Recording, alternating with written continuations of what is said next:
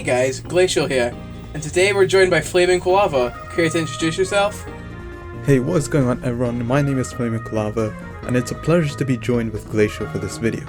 I have a YouTube channel of my own where I do Nintendo content myself, such as unboxings, reviews, top 10s, and gameplay videos.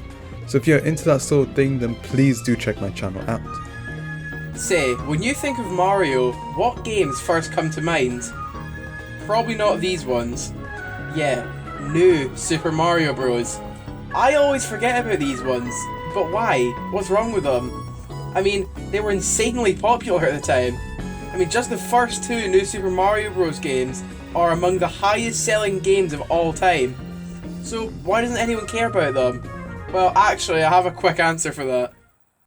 Okay, so first question. Which of these is Super Mario Bros. 3 and which is Super Mario World? Okay, so you got that right. They're very different games, right? Okay, now tell me which is New Super Mario Bros. Wii and which is New Super Mario Bros. U? Yeah, these games are the exact same thing. I mean, they aren't bad games, they're very, very well designed. And they have some of the best feeling controls of any 2D Mario game. But we've got 4 near identical games in the span of just 6 years. But I mean, the original 2D Mario games all came out pretty quickly too. But these games all stand on their own with unique features and graphics that set them apart from each other. But these games still deserve a fair chance. So let's take a look back at every new Super Mario Bros. Game to see just how different they really are.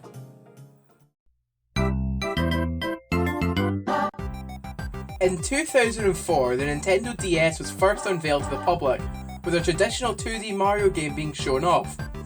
It was clearly still in pretty early development, but this was a really big deal. The last 2D Mario before this was Super Mario Land 2, 14 years before New Super Mario Bros. DS came out. So yeah, this was kind of a big deal. But then in 2006 it was released to critical acclaim. Everybody loved it, but how does it hold up today? New Super Mario Bros. Manages to be similar yet different enough to previous Mario games to stand out on its own. Now, in terms of story, well, I mean, at least Bowser Jr. does it this time, making his first main appearance in a 2D game. You only fight Bowser himself a few times, and the first time you fight him, he's actually dead this time. Oh, okay. As far as gameplay goes, it's nothing new. Try to get to the end of the level. Mario himself has a few new moves this time around, having the triple jump and wall jump from the 3D games. These work surprisingly well in 2D and are a great addition to Mario's moveset. Your main collectible in this game are the star coins. There are 3 of them hidden around each level and they can be used to unlock toad houses and other secret stages. The only thing similar to this were the Yoshi coins from Super Mario World. Only difference that the star coins actually do something. But what about the power-ups? The Mario series is known for its unique variety of power-ups, and this game adds a few new ones. The Mega Mushroom, the main headlining feature of this game. It was used in all the advertising that was hyped up to be this big central mechanic, and it's used about 3 times in the whole game. And it gets really, really boring to use after a while. And then there's the Mini Mushroom. Really, really stretching what it means to be a power-up here. You become really small and need to ground pound enemies to kill them, and you die in one hit. Absolutely thrilling. It's only used a few times, and it's only really needed to access hidden star coins and worlds. Then there's the Blue Shell. Most people hate this thing, but I personally think it's great. It's really fun to use, and I always get it whenever I can. This game is split up into 8 worlds and it uses the same themes from Super Mario Bros. 3. This isn't that bad, but as we'll see later, they really, really like to use these themes. Now, this game hasn't aged all that well, visually at least. I personally still think it looks quite nice and very unique to the rest of the new Super Mario Bros. Games. But most things here look very blocky and pixelated.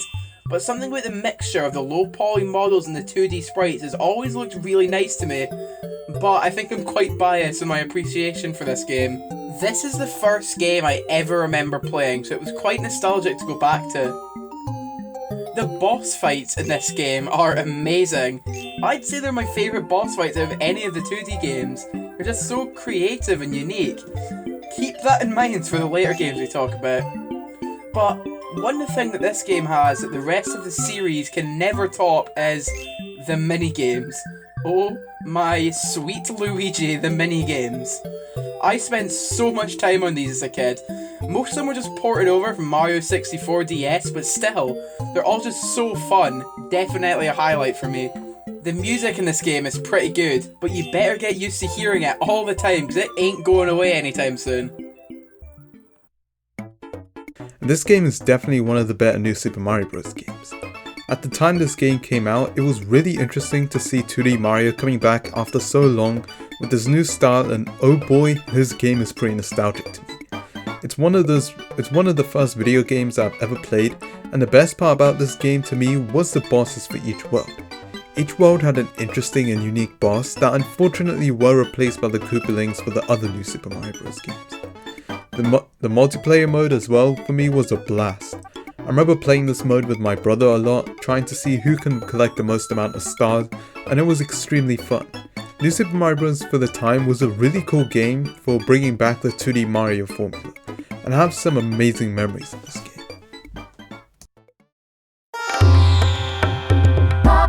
But then E3 2009 rolls around, and with it, another new Super Mario Bros. Game is announced.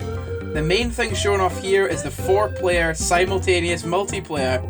This was pretty big. Most 2D Mario games had a 2-player mode, but you had to take turns, which is quite lame. So this feature was a really big deal.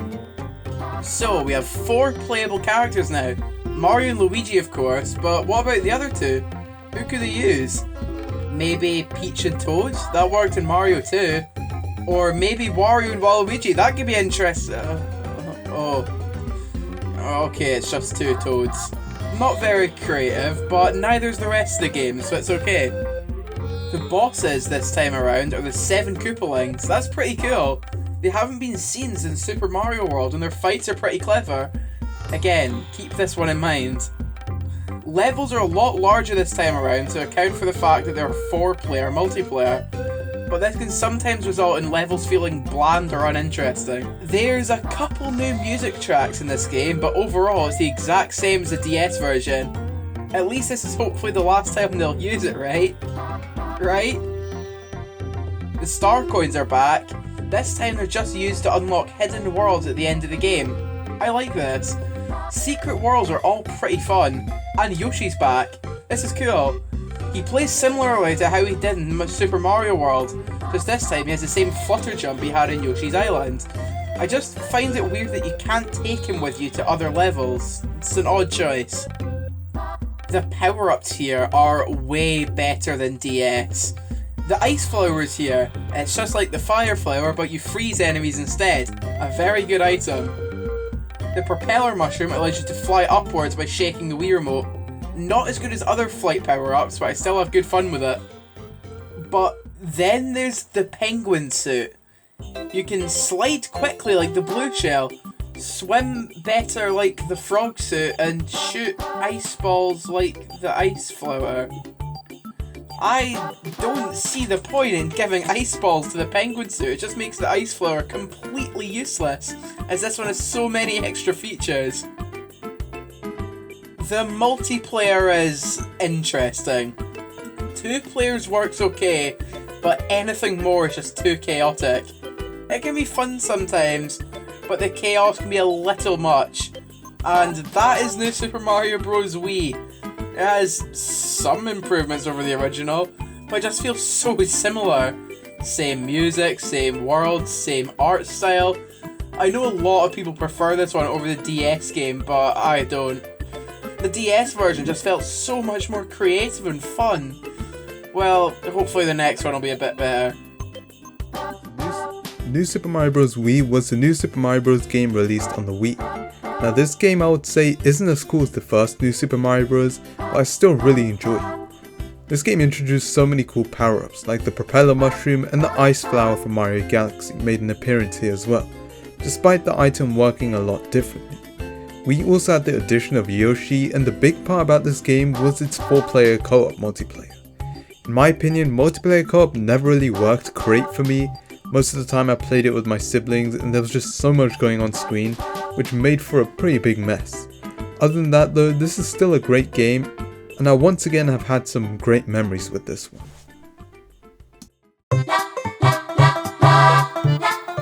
Okay, so the year is 2012 and it's confirmed that a 2D Mario game is coming to the 3DS. People were hoping for another game like Super Mario World, as the new Super games are getting a little dry already, but Nintendo threw a curveball and announced a third new Super Mario Bros. Game. What a shocker. New Super Mario Bros. 2. Wait, 2? But isn't this the third one? Oh well, it's not that much different from the time they re-released Super Mario Bros. 3 on the Game Boy Advance and called it Super Mario Advance 4. Anyway, weird name choice aside, at the same time as this, the Wii U is being shown off with a new Super Mario Bros. Game. New Super Mario Bros. Mii! It was a port of the Wii game but with Miis as playable characters. Luckily it was just a tech demo so the Wii U can have its own truly original Mario game for launch. In April, a Nintendo Direct happened that showed off new Super Mario Bros. 2. The main gimmick this time being the fact that there are hundreds of thousands of coins. The trailer led many people to believe that this game could be something different. All the coins could make for some interesting level designs. The Raccoon Leaf returned from Super Mario Bros. 3. This one could be something great.